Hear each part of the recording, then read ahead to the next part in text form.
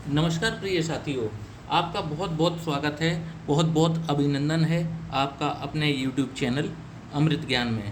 प्रिय साथियों, हम एक श्रृंखला चला रहे हैं जिसमें हम प्रत्येक ग्रह के बारे में चर्चा करते हैं कि कौन सा ग्रह किस भाव में क्या फल देगा।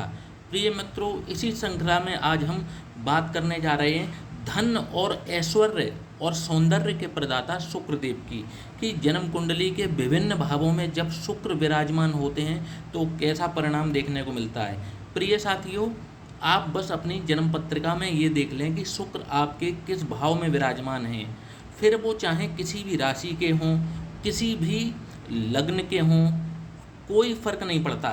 ये हमारा शोध है जिसमें हम शुक्र के कुछ कॉमन जो फल हैं उनके बारे में आज चर्चा करेंगे कि शुक्र यदि इस भाव में विराजमान हो तो कैसा परिणाम देंगे, और उसके लिए राशि और युतियाँ ये इर्रेलेवेंट हैं। कहने का मतलब है कि शुक्र यदि, जो मैं भाव बताऊंगा, यदि शुक्र वहाँ मौजूद है तो आपको ये परिणाम देखने को मिलेंगे ही मिलेंगे। ये एक शोध का विषय है और ये वीडियो जो है पूरा शोध पर ही आधारित है। प्रिय साथियों, शुक्र से हम आंतरिक शक्ति का विश्लेषण करते हैं।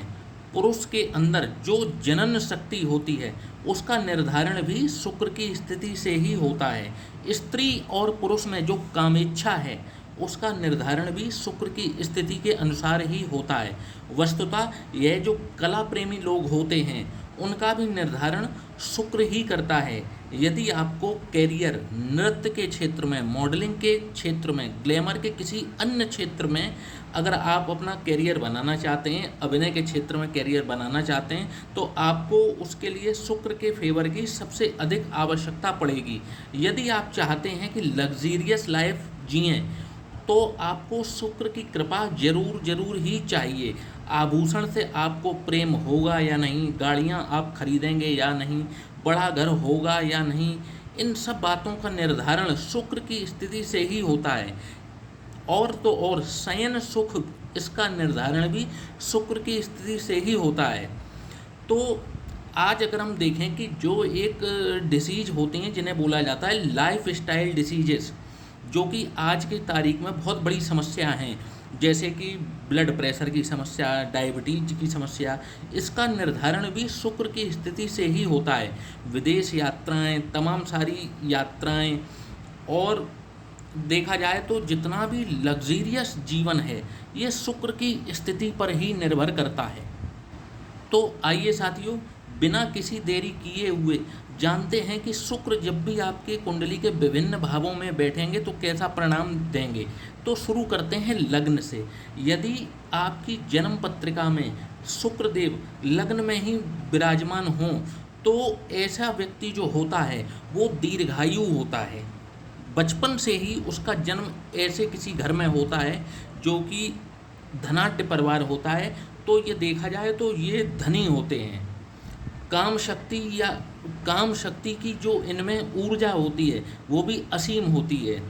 और यदि पूरी लाइफ की बात की जाए तो एक लग्जीरियस लाइफ इनके खाते में आती है। सरकार से इनको निरंतर किसी न किसी प्रकार का लाभ जरूर मिलता है। बहुत ही स्पष्ट वक्ता होते हैं, बहुत ही आकर्षक बोलते हैं, लोग इनको सुनना पसंद करते हैं। जब स्थान से बहुत दूर जाकर इनका भाग्योदय भी होता है, अपने जन्म स्थान से दूर जाकर के इनको बहुत अवसर भी प्राप्त होते हैं। अब यदि बात की जाए कि शुक्रदेव जो कि धन, कुटुंब और वाणी के भाव यानी द्वितीय भाव में विराजमान हो तो कैसा परिणाम देंगे। तो प्रिय साथियों, जब भी शुक्र द्वितीय भाव में विराजमान हो तो ऐसा व्यक्ति जो है वो धार्मिक होता है, और साथ ही धन का अर्जन भी खूब करता है और धन का खर्च भी खूब करता है।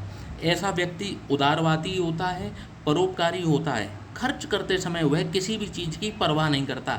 खाने पीने के शौकीन होते हैं, और बात की जाए तो इनको मीठा खाना बहुत ज़्यादा पसंद होता है। और मीठा खाना एक प्रकार से इनकी हम कमजोरी को भी कह सकते हैं। विरासत में इनको धन मिलता है, परंतु ऐसा नहीं है कि ये विरासत में मिले धन को पूरा लौटा दें, यह उसको कई गुना करके अपनी आगे वाली पीढ़ी को जरूर दे करके जाते हैं। यदि समय रहते इनको गुरु कृपा मिल जाए तो, और गुरु का इनको सही मार्गदर्शन मिल जाए तो ये आध्यात्मिक ऊंचाइयों पर भी जरूर पहुंचते हैं। इनकी जन्मपत्री में भी शुक्र द्वितीय भाव में बैठ करके लोकप्रियता और सेलिब्रिटी बनने का योग का निर्माण करते हैं। अब जब भी शुक्र तृतीय भाव में विराजमान हो, जो कि पराक्रम, छोटे भाई बहन और छोटी मोटी यात्राओं का भी घर है, तो जब भी शुक्र यहाँ विराजमान होंगे तो कैसा परिणाम देंगे? तो जब भी शुक्र तृतीय भाव में विराजमान हो जाएं तो ऐसे व्यक्ति को कोई और नहीं बल्कि उसके अपने भाई और बहन ही उसकी तरक्की में व्यवधान या रोड़ा बन जाते हैं। किसी न किसी प्रकार से उसको नीचे खींचने का कार्य भाई और बहन अवश्य करते हैं।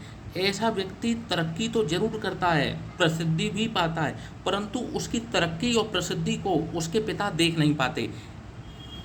इनके अंदर एक बहुत ही खूबसूरती होती है और एक बहुत ही बैलेंसिंग नेचर होता है। यह सुख और दुख दोनों में ही समान बने रहते हैं। अपने व्यवहार में ये किंचित भी परिवर्तन लेकर के नहीं आते।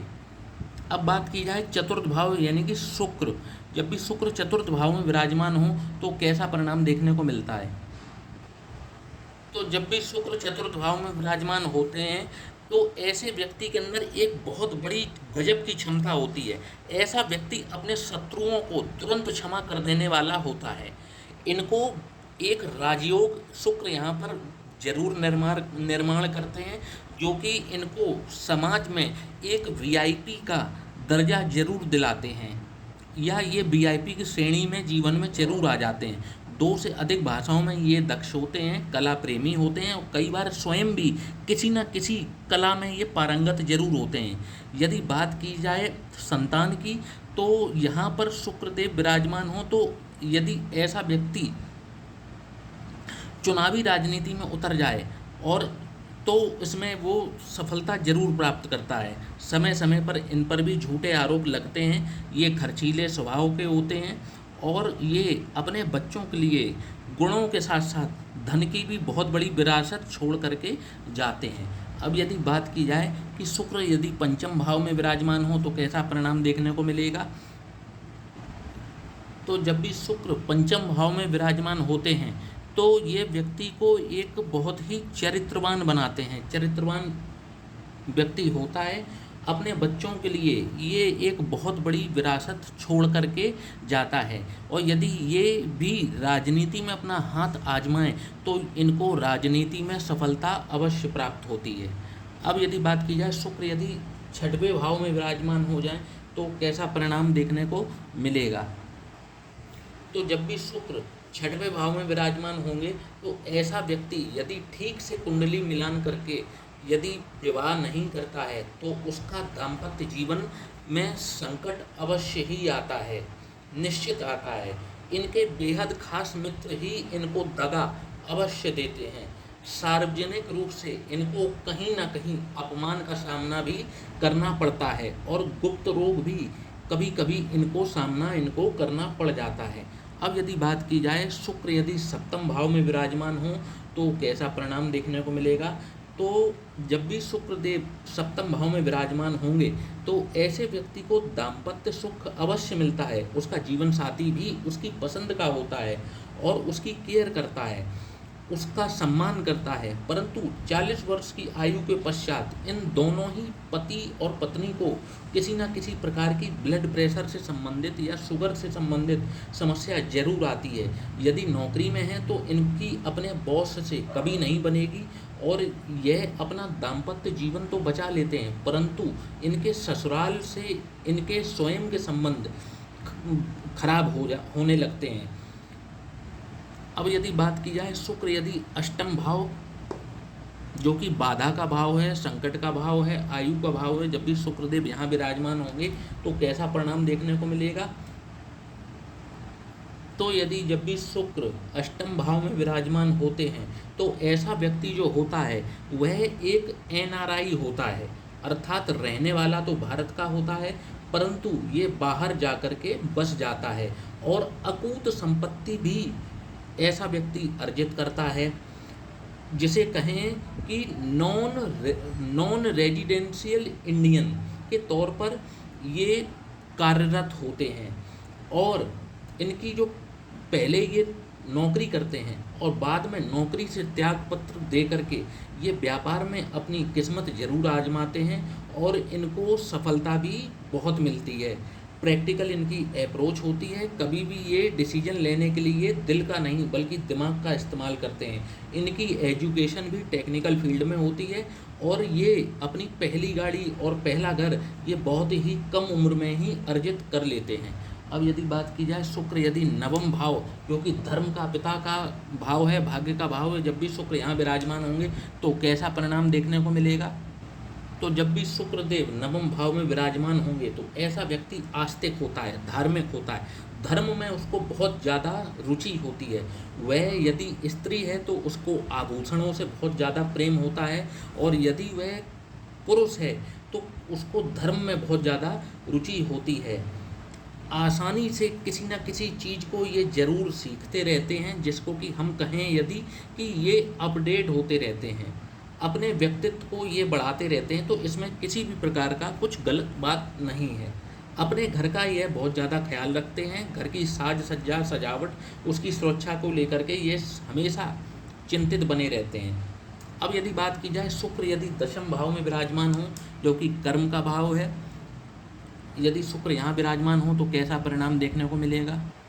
तो जब भी शुक्र दशम भाव में विराजमान होते हैं तो ऐसा व्यक्ति कला के शिखर पर जरूर पहुंचता है। ऐसे बहुत से सेलिब्रिटीज़ हैं जो कि हॉलीवुड में हों या बॉलीवुड में हों, उनके इसी स्थान पर शुक्रदेव जरूर विराजमान रहते हैं।